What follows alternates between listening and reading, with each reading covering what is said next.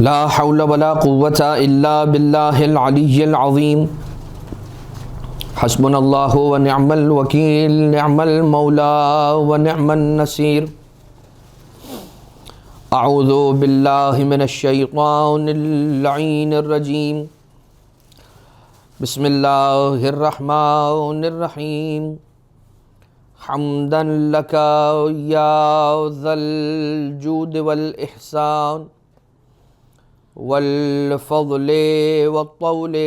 والامتنان وصلاة وسلاما على من لا ينطق عن الهوى إن هو إلا وحي يوحى حبيب قلوبنا وشفيع ذنوبنا وطبيب نفوسنا مولانا ومولى الثقلين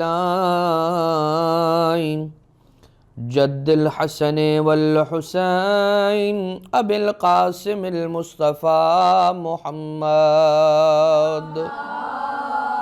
اللهم صل على محمد وآل محمد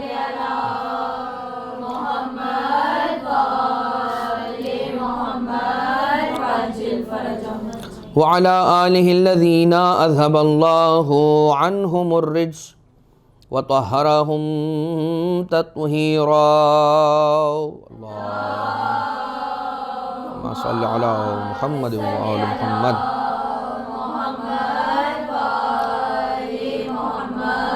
لا سيما على الإمام المنتظر والحجة الثاني عشر واللعنة الدائمة الباقية على أعدائهم ومنكري فضائلهم وغاسبي حقوقهم من الأزل إلى قيام يوم الدين اما بعد سلسلہ گفتگو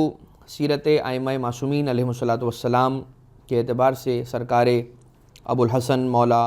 آقا علی ابن موسیٰ الرضا علیہ السلام کے اعتبار سے آپ کی خدمت میں بیان کیا جا رہا تھا، اور مولا کی سیرت طیبہ سے کچھ گوشے آپ کی خدمت میں پیش کیے جا رہے ہیں۔ البتہ ہر معصوم علیہ السلام کے اعتبار سے دو سیشنز کہیے یا دو درس ہو رہے ہیں، اور ان دو درسوں میں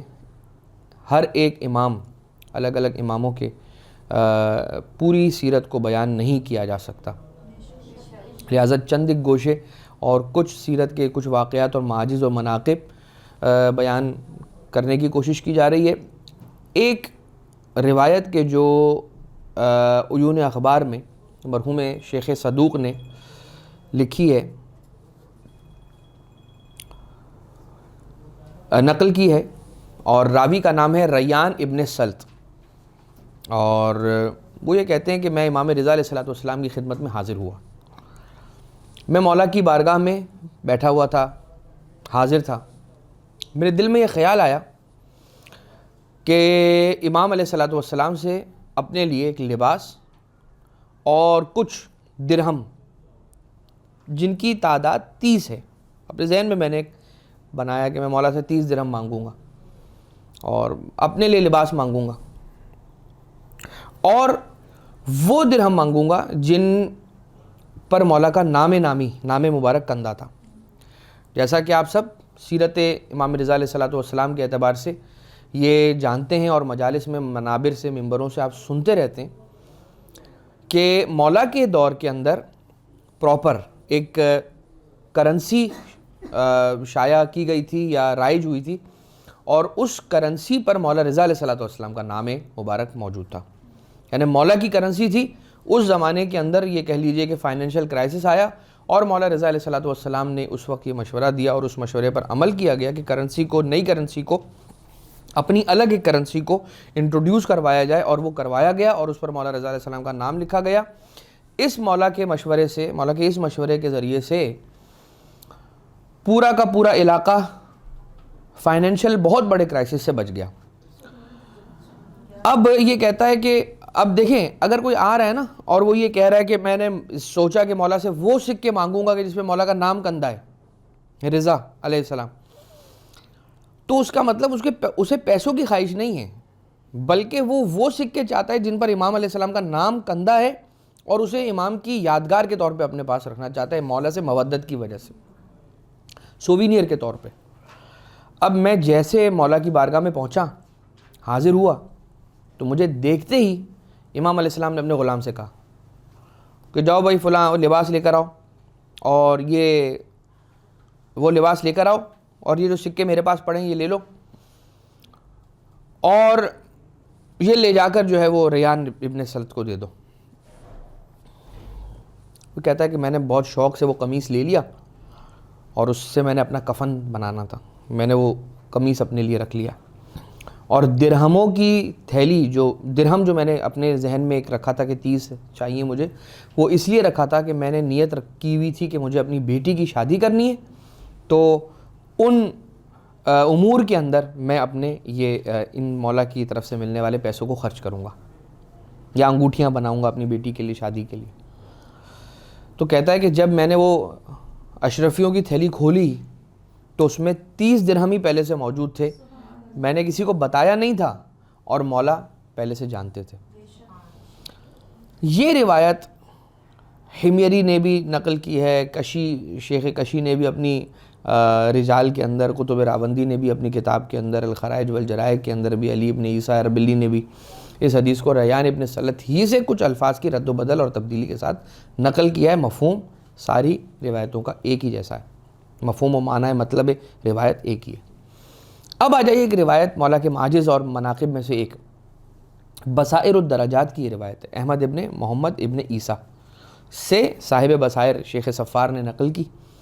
اور انہوں نے محمد ابن حسن ابن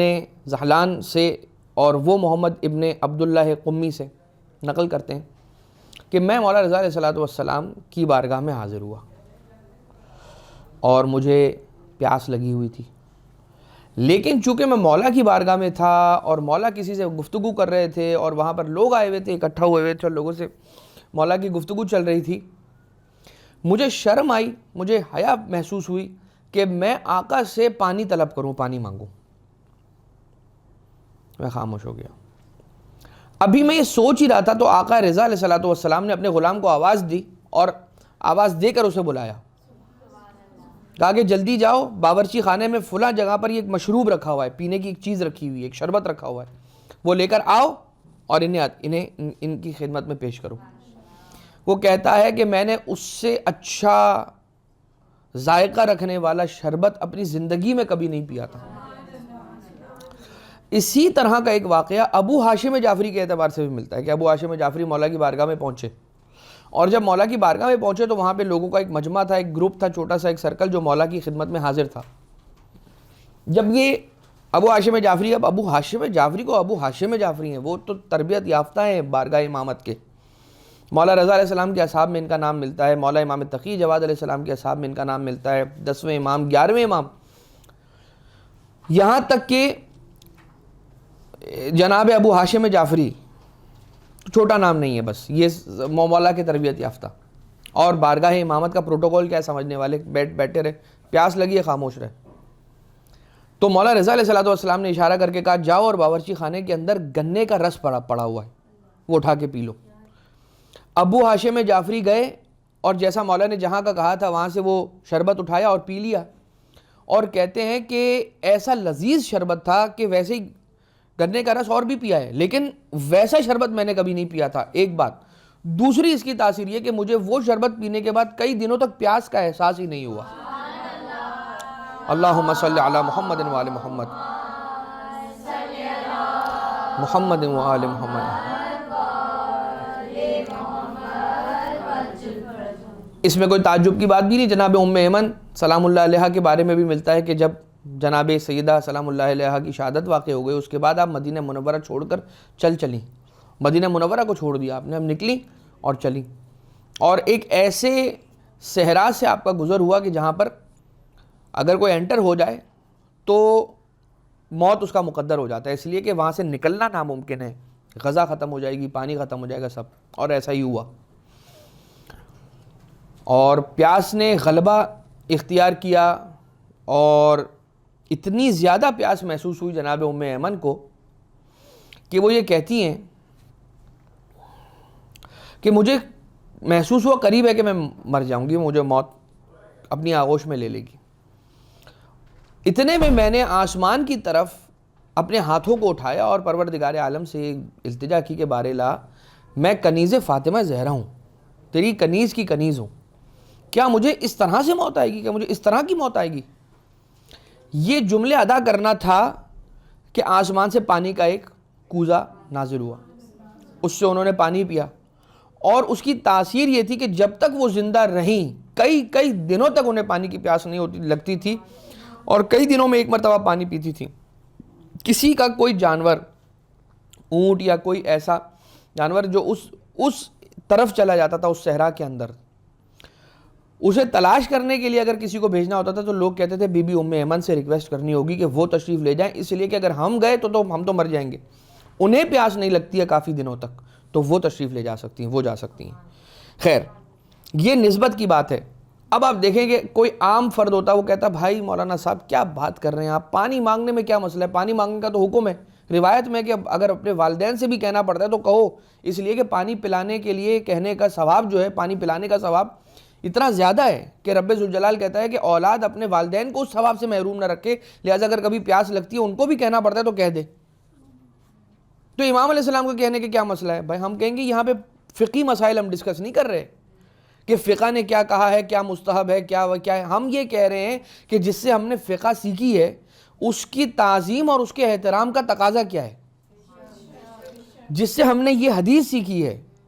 کہ پانی اگر والدین سے بھی طلب کرتے ہو تو کسی چیز کا ان کو نہ کہو بجز اس کے کہ ان سے پانی مانگو, بس اس کے علاوہ اور کوئی کام نہ کہو ان کو. لیکن یہ بارگاہ امامت کی بارگاہ ہے, اور اس بارگاہ کے اندر جتنا آپ اپنی مودت اور عقیدت سے کریں گے, کوئی عمل چھوٹا عمل نہیں ہے, اور ہر عمل ان کی بارگاہ میں پہنچتا ہے, اور اس کا اجر بھی آپ تک پہنچتا ہے, اس کا ریٹرن بھی آپ تک آتا ہے. اگر کوئی شخص ہوتا, عام شخص, وہ یہ کہتا تھا پانی چاہیے, مولا کہتے ٹھیک ہے غلام لا کے دے دو پانی, وہ پانی مانگ لیتا, پانی مل جاتا. لیکن اس نے احترام کی وجہ سے پانی نہیں مانگا تو صرف پانی نہیں ملا, پانی تو ملا ہی ملا. پانی کے ساتھ ساتھ وہ جو ایڈ آنز جس کو ہم آج کل کی زبان میں کہتے ہیں ایڈ آن, وہ کیا ایڈ آن تھا, کبھی یہ ہو رہا ہے کہ اس کو کئی دنوں تک پیاس نہیں لگ رہی, کبھی وہ یہ ایسا شربت پی رہا ہے کہ اس نے ساری زندگی میں ایسا شربت نہیں پیا. اور پھر امام علیہ السلام کی دعا اس کی شامل حال ہو رہی ہے کہ امام یہ جان رہے ہیں, دیکھ رہے ہیں کہ اس نے میرے احترام اور میری تعظیم میں پانی طلب نہیں کیا, لہٰذا ہٹ کر اگر کوئی عمل کیا جائے گا تو اس کا اجر بھی ہٹ کر اس بارگاہ سے ملے گا, بڑھ کر ملے گا. اب آ جائیے عیون اخبار رضا علیہ السلام ہی کی ایک اور روایت, حسن ابن علی ابن فضال یہ کہتا ہے, اب یہ مولا رضا علیہ السلام کے دور کے اصحاب ہیں, ریان ابن سلط ہو گئے, یہ ہو گئے یزید ابن سبت یا سلیط یا سلیط ہو گئے, کہ مجھے عبداللہ ابن مغیرہ نے کہا کہ میں واقفی المذہب تھا. واقفی المذہب کیا ہے؟ مولا رضا علیہ السلام کے دور میں ایک نیا فرقہ جنم لیتا ہے اور اسے فرقہ واقفیہ کہا جاتا ہے. یہ فرقہ واقفیہ لفظ جس طرح سے ڈینوٹ کرتا ہے وہ لفظ ہے واقفیہ, یعنی وقف, توقف کر لینے والے. کیا توقف, کس بات پہ توقف کر لینے والے؟ امام موسیٰ کاظم علیہ السلام کی امامت پہ توقف کر لینے والے, آگے نہ بڑھنے والے, مولا رضا علیہ السلام کو اپنا امام نہ ماننے والے. کیوں؟ اس لیے کہ وہ یہ نظریہ رکھتے تھے, اپنا بنایا ہوا نظریہ, اس کا شریعت اہل بیت سے کوئی تعلق نہیں, کہ امام موسیٰ کاظم علیہ السلام تو زندہ ہیں, شہید ہیں, اور جو شہید ہوتا ہے وہ زندہ ہوتا ہے, اور جب چونکہ وہ زندہ ہیں تو ہم انہی کو امام مانیں گے, ہم امام رضا کو کیوں, ان کے بیٹے امام رضا علیہ السلام کو کیوں امام مانیں گے؟ یا یہ کہ کچھ لوگ یوں کہتے ہیں کہ ان کا یہ نظریہ ہے کہ وہ شہید نہیں ہوئے بلکہ حضرت عیسیٰ علیہ السلام کی طرح انہیں آسمانوں پہ اٹھا لیا گیا ہے, اور وہ اللہ کی بارگاہ میں آج بھی رزق پاتے ہیں اور حیات ہیں اور زندہ ہیں, اور لہٰذا چونکہ وہ زندہ ہیں لہٰذا ہم امام رضا کو اپنا امام نہیں مانیں گے, ابھی بھی ان کو امام مانیں گے. یہ فرقہ واقفیہ جنم لے لیتا ہے اس طرح سے, اور بہت سارے لوگ امام رضا علیہ السلام سے عدول کر جاتے ہیں. کوئی بھی جسٹیفیکیشن دے دینا, کوئی بھی بات ثابت کر دینے کا مطلب نہیں ہے کہ جو بات ثابت شدہ ہے وہ بات حق بھی اور سچ بھی, یہ ضروری نہیں ہے. اس لیے کہ دنیا میں بہت ساری ایسی باتیں ہیں کہ جس کو آپ ثابت کر دیتے ہیں اپنی کسی بھی طرح کی سچ جھوٹ صحیح غلط منطق لگا کے, لیکن اس میں سچائی ہونا یہ خود ایک بات ہوتی ہے. اب مولا امام موسیٰ کاظم علیہ السلام، اسی لیے بار بار میں نے یہ عرض کیا تھا کہ امام علیہ الصلوۃ والسلام کی امامت پر دلائل اس پر تھوڑا زیادہ بیان ہوا، اسی لیے کہ ایک پورا فرقہ ہے کہ جو مولا رضا علیہ الصلوۃ والسلام کے دور میں جس نے جنم لیا. تو جو وہاں جو موسیٰ کاظم علیہ الصلوۃ والسلام آقا بار بار اپنے بیٹے کو کبھی زانو پہ بٹھا رہے ہیں اور کسی کو کہہ رہے ہیں کہ دیکھو یہ ہے، کبھی اسے بوسے دے رہے ہیں، کبھی اپنی زبان مبارک ان کے دہن مبارک میں رکھ رہے ہیں اور کہہ رہے ہیں کہ یہ میرے علم کا وارث ہے، میرے بعد اس کا ایک حق ہے، اس کے حق کو کوئی ضائع کرے گا تو ایسا ہی ہے کہ جیسے رسول کے بعد علی بن ابی طالب علیہ السلام کے حق کو ضائع کیا. یہ ساری باتیں کرنے کے بعد مولا نے بیان کیا اس کے بعد بھی اگر آپ ہٹ رہے ہیں، اس کا مطلب کوئی ضرور آپ کی نفسانی خواہشات ہیں کہ جس کی وجہ سے آپ نے عدول کیا ہے، جس کے بارے میں ملتا بھی ہے کہ وہ جو گروہ تھا فرقہ واقفیہ بنا لینے والا، ان میں سے کچھ لوگ ایسے بھی تھے کہ جو امام موسیٰ کاظم علیہ الصلوۃ والسلام کی طرف سے نائب بنائے گئے تھے. اس بات پر مامور کیا گیا تھا کہ لوگوں سے جو ان کے واجب الادا فریضے ہیں، یعنی ان کے مالی واجبات ہیں، اس کو جمع کریں. اب اگر امام رضا علیہ السلام کو امام مانتے ان کے بعد تو وہ سارے مالی واجبات ان کو دینے پڑتے، امام رضا کو سرنڈر کرنے پڑتے. انہوں نے بولا بھائی ہم ان کو امام مانیں گے تو سرنڈر کرنے پڑیں گے، ہم تو ان کو امام ہی نہیں مانیں گے نعوذ باللہ، لہٰذا یہ پیسے ہمارے پاس رہیں گے. اور اس طرح کی اور بھی بہت ساری چیزیں. لیکن وہ یہ کہتا ہے کہ میں فرقہ واقفیہ سے تعلق رکھتا تھا، واقفی المذہب تھا. خانہ کعبہ کی زیارت سے جب میں مشرف ہوا تو میرا شک دور ہو گیا، یا یہ کہہ لیجیے کہ میرا ایمان متزلزل ہو گیا. ایمان کس پہ؟ واقفیہ پہ، یعنی واقفی المذہب ہوں. جب میں کعبہ گیا تو مجھے یہ ہدایت نصیب ہوئی وہاں سے. یہ سمجھ لیجئے بس کہ کعبے کو دیکھنے، کعبہ کسی کو تبلیغ کرتا ہے؟ کعبہ کسی کو تبلیغ نہیں کرتا.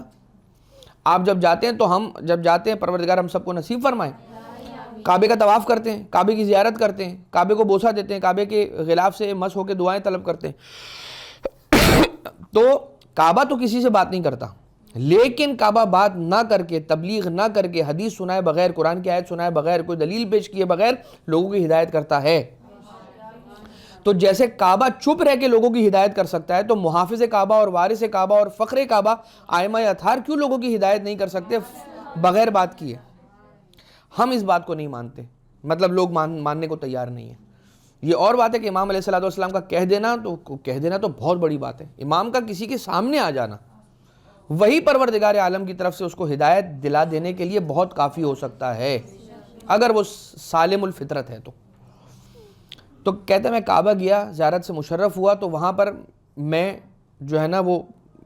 میرا عقیدہ متزلزل ہو گیا. ایک دن میں نے بہت گریہ کیا، میں بہت رویا کہ پروردگار مجھے نہیں لگتا ٹھیک، لیکن میں صحیح راستے پر کیسے آؤں. ایک مرتبہ ہوتا ہے غلط راستے سے ہٹ جانا، اس کے بعد یہ ڈیسائیڈ کرنا کہ صحیح راستہ کون سا ہوتا ہے. کبھی کسی کو یہ ہوتا ہے کہ غلط راستے سے ہٹ کر صحیح راستے پہ آ جانا ایک ہی ون گو میں مل جاتا ہے، کبھی کسی کو یہ ہوتا ہے کہ دو حصوں میں ملتا ہے. پہلے اسے پروردگار غلط راستے سے ہٹاتا ہے، پھر اس کی صحیح راستے کی طرف ہدایت کرتا ہے، دو پورشن میں سے. اس میں یہ ہوا کہ یہ کہتا ہے میں نے بہت گریہ کیا پروردگار عالم سے، بہت رویا، بہت میں نے دعا کی کہ مجھے راہ راست کی ہدایت فرما. انہی دنوں میں مجھے خیال آیا، اب ذرا سنیے گا، انہی دنوں میں مجھے خیال آیا کہ میں مدینہ جاؤں. میں مدینہ آیا اور وہاں آ کے مجھے یہ خیال آیا کہ میں قبر رسول اللہ صلی اللہ علیہ وسلم کی زیارت کے لیے آؤں. اللہم صلی علی محمد و آل محمد.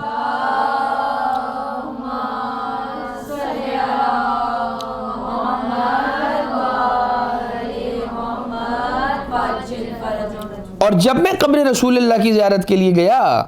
تو وہاں مجھے یہ خیال آیا کہ مجھے مولا رضا علیہ السلام کی زیارت کے لیے بھی جانا چاہیے. ان کے نوکر سے میں نے کہا کہ اپنے صاحب، اپنے آقا سے یہ کہو کہ ایک عراق سے شخص آیا ہے آپ کو ملنے کے لیے.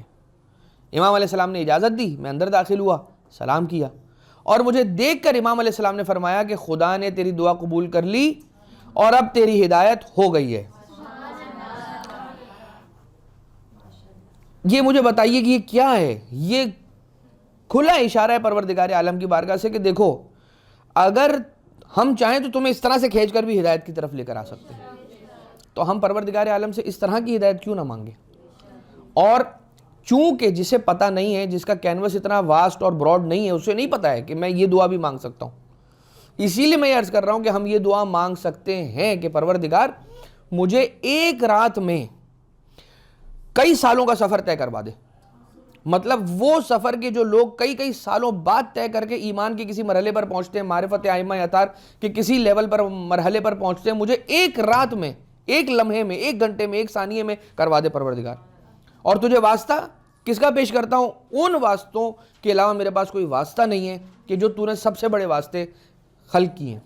یعنی کہ محمد و آل محمد علیہ الصلاۃ والسلام۔ اب جب یہ جملہ اس نے سنا مولا سے، دیکھیں نا کتنی فرسٹریشن ہوتی ہے انسان کو، جو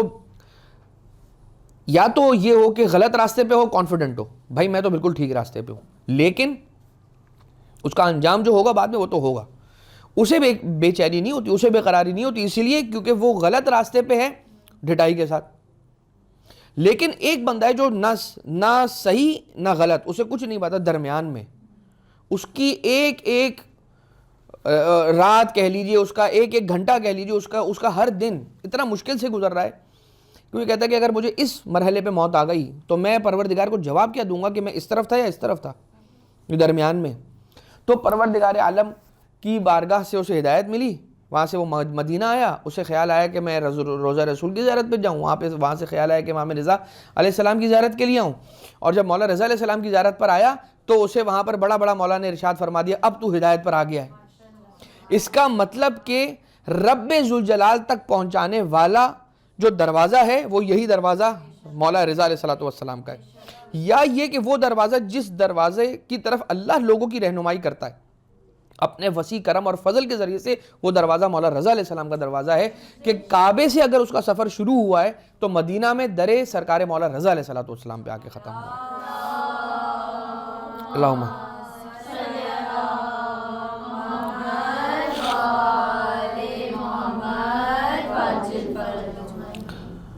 مولا کے کرم کے اعتبار سے ایک روایت ملتی ہے کہ بصائر الدرجات ہی کے اندر شیخ صفار موسیٰ ابن عامر اور وہ احمد ابن عمیر رحلال سے نقل کرتے ہیں کہ میں نے مکہ میں ایک گونگے شخص سے، گونگا شخص ہے یا توتلا شخص ہے غالباً، اس کو امام علیہ السلام کی شان میں برا بھلا کہتے ہوئے سنا۔ میں مکہ آیا اور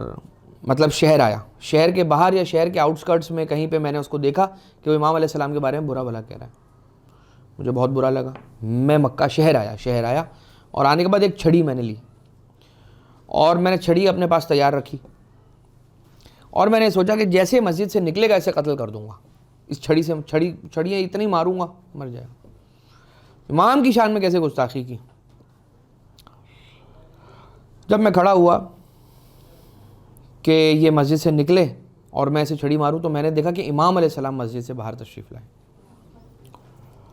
نہیں امام تشریف نہیں لائے، امام علیہ السلام کا خط ایک قاصد لے کر آیا اور اس خط کے اندر یہ الفاظ لکھے ہوئے تھے تمہیں میرے حق کا واسطہ ہے اسے معاف کر دو، میرے حق کی قسم ہے اسے کچھ نہ کہو، اور پروردگار عالم پر توکل کرو، نہ کہو اسے کچھ۔ یہ مولا کے کرم کی بات ہے کہ آقا کو نہیں معلوم کہاں سے پتہ چلا، نہیں معلوم کیا، علم غیب سے مولا کو معلوم ہوا، اور اگر وہ قتل کر دیتا تو مولا امام رضا علیہ السلام ظاہر سی بات ہے وہ قتل کرتا، اب اس کا کیا ہوتا بہرحال، لیکن قصاص تو تھا نہیں، وہ قتل تو نہیں کر سکتا، تو اس کی سزا قتل۔ بہرحال امام رضا علیہ السلام نے منع کر دیا، کہا کہ دیکھو تم اسے قتل نہیں کرنا ہو، تمہیں ہمارے حق کا واسطہ۔ ایک اس سے بالکل ملتا جلتا واقعہ اس شخص کا ہے کہ جو فرات کے کنارے بیٹھا ہوا تھا، مسیب کے آس پاس کہیں، اور وہ لوگوں کو تنگ کرتا تھا، مولا کے زواروں کو تنگ کرتا تھا، مولا کائنات علیہ السلام کے زائرین کو تنگ کرتا تھا۔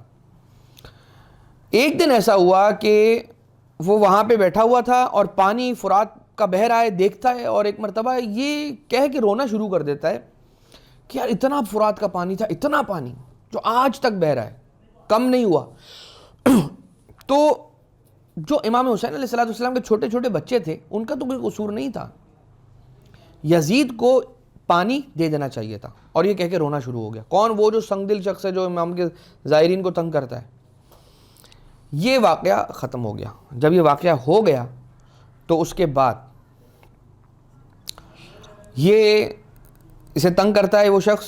یہ امام کی بارگاہ میں آتا ہے، مولا کائنات علیہ السلام کی ذریع کو پکڑ کر کہتا ہے کہ مولا اس نے مجھے تنگ کیا ہے، آپ اس سے بدلہ لیں۔ مولا کہتے ہیں اسے خواب میں آتے ہیں، اور آپ نے سنا ہوا واقعہ ہے، مولا خواب میں آ کر کہتے ہیں کہ اسے معاف کر دے۔ پھر مولا خواب میں آ کر کہتے ہیں اسے معاف کر دے، وہ لڑتا رہتا ہے، مولا میں نے تو اس سے کہا تھا کہ میں اپنے مولا کو جا کے شکایت کروں گا، اب آپ مولا آپ ہی اس سے بدلہ نہیں لیں گے تو کیا بات رہ جائے گی؟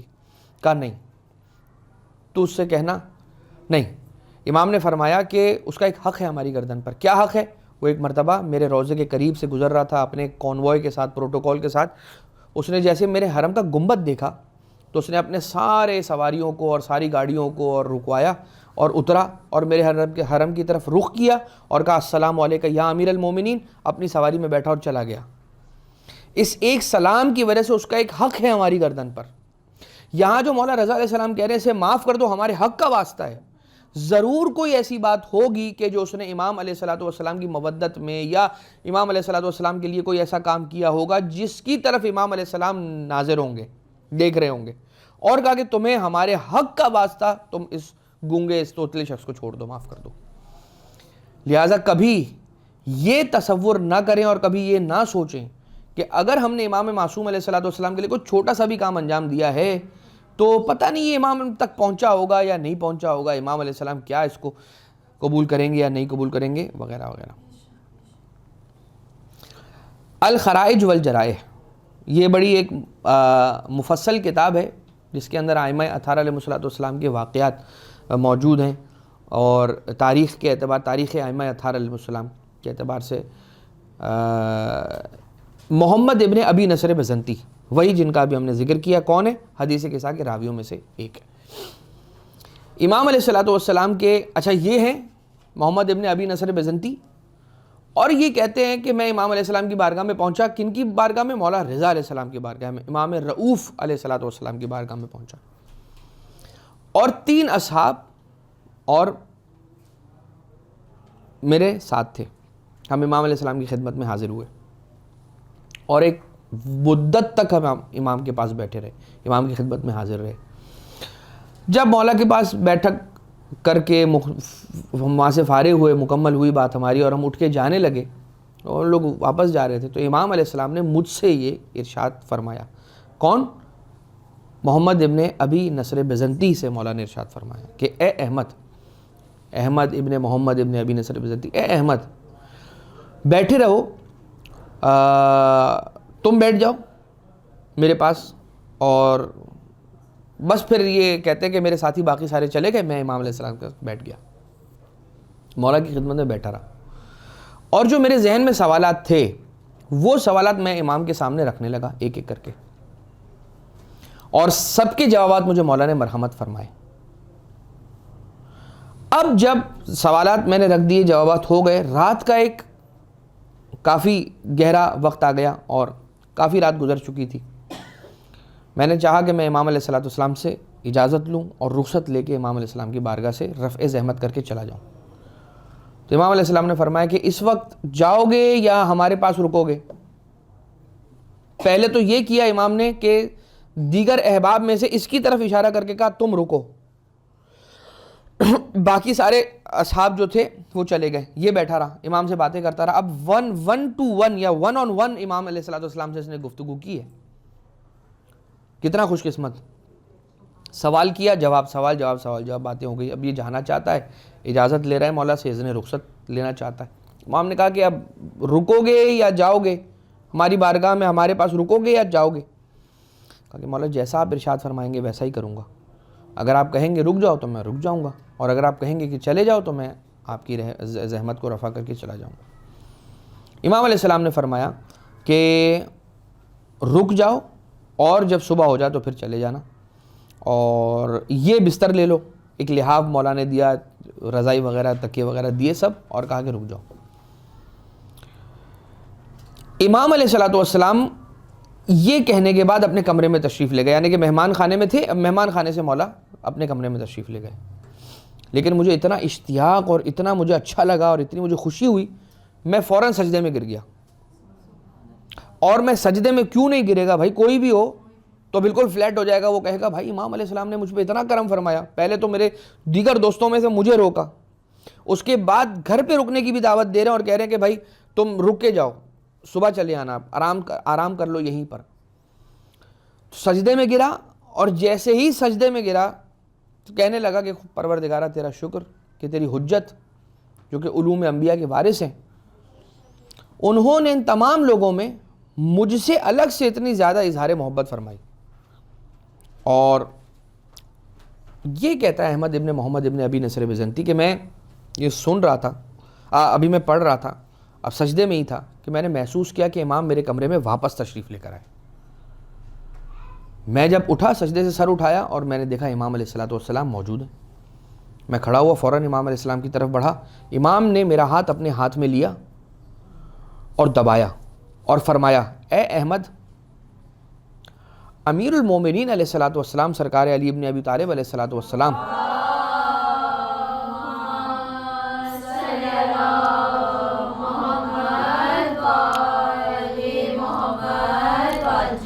اپنے ایک انتہائی نزدیک ترین افراد میں سے ایک فرد صحابی جناب ساسا ابن سوہان، ان کی عیادت کے لیے تشریف لے گئے تھے.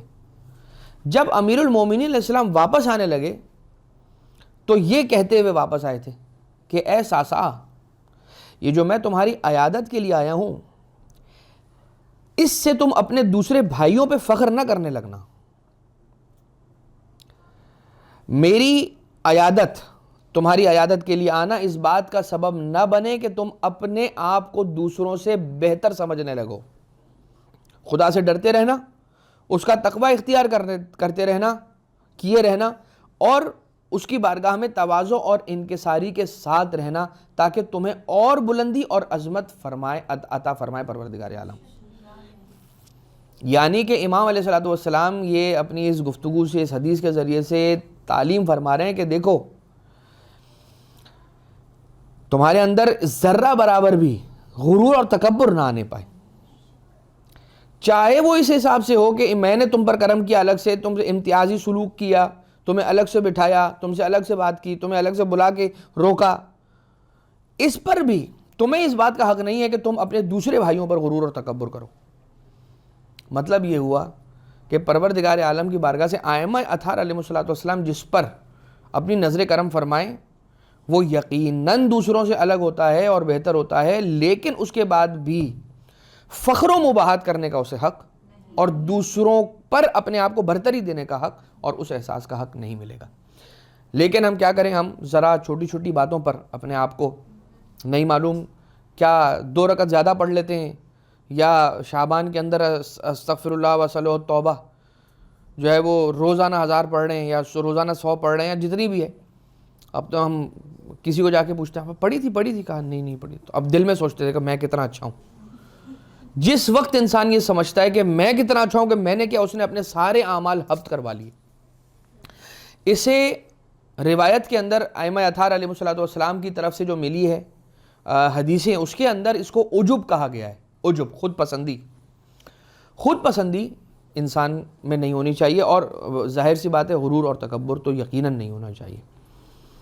بہت سارے ایسے ہیں آج کل کے زمانے میں، تو اللہ خیر کرے. ایک زمانہ تھا کہ جب یہ کہا جاتا تھا کہ مشہور و معروف عالم دین، پھر ایک زمانہ آیا کہ یہ کہا جاتا تھا بین الاقوامی شہرت یافتہ ذاکر و خطیب اور مولانا حجت الاسلام والمسلمین. پھر ایک زمانہ آیا کہ بحر المصائب والفضائل، پھر علامہ سلطان العلماء کہا جانے لگا. پھر ایک زمانہ آیا کہ علامہ، اور ایسے ایسے لوگوں کو علامہ جو حقدار ہیں، جن کو کہا جانا سچتا ہے، جن کو علامہ کہنا وہ تو ایک الگ بات ہے. لیکن ایک شخص سے آپ نے کہیں پہ نام پڑھا علامہ، اور جب آپ علامہ پڑھ کے آپ مجلس میں گئے تو آپ نے بولا یہ کیا کر رہے ہیں،